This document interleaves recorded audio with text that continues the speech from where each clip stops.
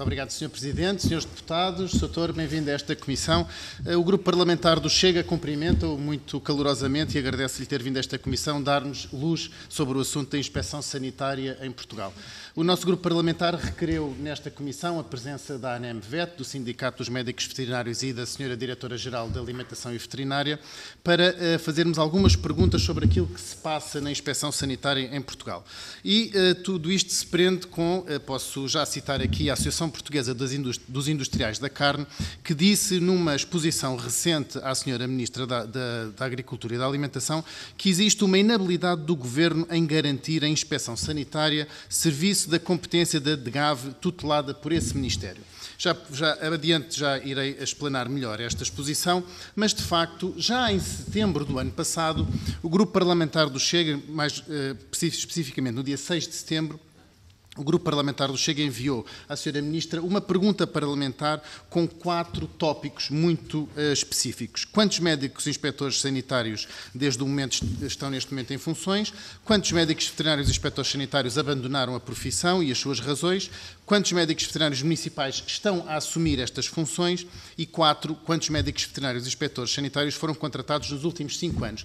A esta pergunta, a Sra. Ministra demorou mais de um mês a responder e respondeu displicentemente apenas com 2 parágrafos muito pequenos, assinados pelo seu chefe de gabinete, onde diz o seguinte: o Governo tem vindo a desenvolver todas as diligências no sentido de aumentar o número de técnicos afetos à inspeção sanitária, sendo a cooperação promovida junto dos municípios prova disso mesmo. Ou seja, não respondeu a nada. E, portanto, como não respondeu a nada, a seguir, como nós já prevíamos, depois de termos feito esta pergunta em setembro, em dezembro, tivemos uma greve dos inspectores sanitários, exatamente na época dos abates extraordinários do Natal, que muito comprometeu a indústria das carnes, e agora, provavelmente, talvez tenhamos uma outra greve na Páscoa, aos abates extraordinários da Páscoa. E, portanto, primeiramente, para apresentar o requerimento, é isto que tenho a dizer, e gostava desde já de lhe deixar a pergunta de como é que está a assunção de competências na inspeção sanitária dos médicos veterinários municipais, uma vez que o Sr. Doutor está aqui a representar a Associação dos Médicos Veterinários Municipais, se de facto podemos dizer que está a existir uma municipalização da inspeção sanitária em Portugal, que seria, a nosso ver, algo que voltaria à realidade do século passado. E teria mais perguntas a fazer, mas as primeiras são estas que deixo. Muito obrigado. Muito obrigado, Sr. Presidente. Srs. Deputados, Sr. Dr. Ricardo Lobo, realmente os despachos de 2016, que nós temos aqui, portanto, os despachos 21, 22 e 23, dão a possibilidade de ser designado o médico veterinário municipal para ocorrer a essa falta.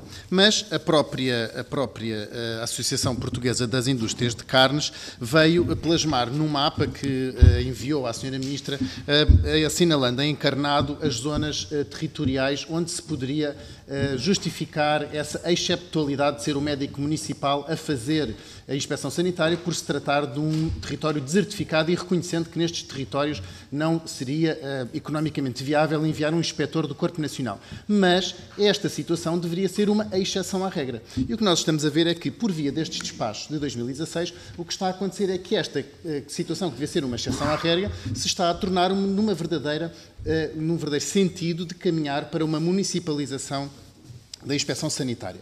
E tudo isto levou a que, em dezembro passado, do dia 19 ao dia 30 de dezembro, existisse uma greve da inspeção sanitária. A Sra. Ministra, logo em seguida, fez capas de jornais dizendo que o Governo não vai rever a carreira da inspeção sanitária, mas quer recortar 100 novos inspectores. Ora, esta medida que a Sra. Ministra fez sair nos jornais, na Agrovida, portanto, um jornal dedicado aos assuntos do setor primário, fez sair no dia 6 de janeiro, ela de facto corresponde a uma medida do Orçamento de Estado, portanto 6 de janeiro de 2023, mas corresponde a um artigo do Orçamento de Estado de 2021. Pasmem, senhores deputados, no dia 31 de dezembro de 2020, quando foi publicada a Lei do Orçamento de Estado de 2021, o artigo 340 dizia: são transferidos para a DGAV 3.500 milhões portanto, 3 milhões e 500 mil euros provenientes do IFAP para o reforço de meios humanos, designadamente 100 técnicos superiores, inspectores sanitários e 100 técnicos assistentes e assistentes operacionais. Portanto, uma medida que tinha sido aprovada em dezembro de 2020 para o Orçamento de Estado de 2021 continua a ser anunciada nos jornais em janeiro de 2023 como uma grande solução. Ou seja, o que temos aqui é enganar os portugueses, enganar os profissionais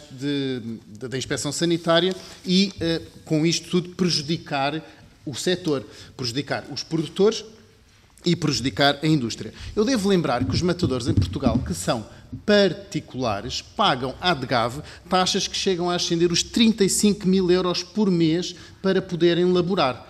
É verdade, Srs. Deputados, 35 mil euros por mês, está aqui, eu depois posso distribuir esta exposição aos Srs. Deputados, que os matadores privados têm que pagar à DGAV para poder ter um inspetor sanitário para poderem laborar. E relembro que abater animais sem a presença do inspetor sanitário oficial é crime. É crime, é punível com até 3 anos de cadeia, é considerado abate ilegal e o abate ilegal em Portugal é crime e muito bem, porque põe em causa a saúde pública. Portanto, o que estamos aqui a ver é, de facto, como o Sr. Dr. Ricardo Lobo disse muito bem, uma carência crónica, nas suas palavras, de inspectores sanitários, em que a alternativa apresentada tem sido a municipalização, mas mal, porque não é isso que está indicado nos regulamentos europeus e não é essa a boa prática internacional para a inspeção sanitária, para pôr em salvaguarda a saúde pública e também, como o Sindicato dos Médicos Veterinários, que vamos ouvir na próxima audição, deverá também corroborar e saber se de facto é necessário uma revisão, obviamente, da carreira. E, portanto, as duas últimas perguntas que deixava o Sr. Doutor, muito concretas, é qual é que é a posição, e se tem uma posição da ANEMVET, acerca da contratação de médicos veterinários e inspectores sanitários pelos municípios ao abrigo destes despachos da Sra. Diretora-Geral, o despacho 21, 22 e 23 de 2016. E se, de facto, entende que objetivamente, que estes profissionais, com os mais variados tipos de vínculo laboral, portanto não estamos a falar aqui de funcionários públicos, há uma enorme panóplia de vínculo laboral e de precariedade para estes inspectores sanitários, estão de facto em condições de garantir uma inspeção sanitária isenta, rigorosa e concordante com a legislação europeia para este tipo de controle oficial. Eu relembro que isto é um controle oficial dos produtos de origem animal que chegam à mesa de todos nós, das nossas famílias, das nossas crianças e de toda a população. A segunda pergunta é uma pergunta um bocadinho do âmbito mais geral. Gostava que o Sr. Doutor fizesse uma radiografia do Serviço Oficial da Inspeção Sanitária em Portugal e qual é a sua perspectiva de futuro. E, portanto, como é que esta Sra. Ministra, que continua a ser apelidada de inoperante, ineficaz e incompetente por todo o setor, como é que esta Sra. Ministra, que continua a anunciar em janeiro de 2023 normas que deviam ter sido postas em prática no orçamento de 2021, como é que esta Sra. Ministra pode atender a este setor e pode fazer face às reivindicações das indústrias portuguesas de carne? Muito obrigado. Muito obrigado, Sr. Presidente, Srs. Deputados. Dr. Ricardo Lobo, muito obrigado pelos seus esclarecimentos. Nesta segunda ronda eu gostava de me debruçar um pouco sobre já falámos sobre os impactos na saúde pública e no problema da inspeção sanitária, que muito bem explicou, mas agora nesta segunda ronda eu gostava de me debruçar sobre os impactos económicos e, de facto, pela exposição que a Associação Portuguesa dos Industriais de Carne nos fez chegar, sabemos que estas empresas têm cerca de 7 mil postos de trabalho em todo o país, que representa um volume anual de vendas de 1.225 milhões de euros, tem um peso muito forte na balança comercial e, portanto, estas empresas dizem que têm que mendigar à DGAV a presença do inspetor sanitário, ao mesmo tempo que cada matador paga 35 mil euros por mês. Eu acho que fui explícito na minha alocução inicial, portanto, cada matador por si chega a pagar 35 mil euros por mês à DGAV para poder ter a inspeção sanitária a funcionar corretamente. E neste momento, o que é que dizem? Dizem que não está a funcionar neste momento. Nesta exposição, dizem que mais de 50% das empresas reduziram o seu volume de exportação, pelo menos, e que pelo menos uma empresa transmitiu que a falta de inspectores está a acarretar um prejuízo de 30 milhões de euros.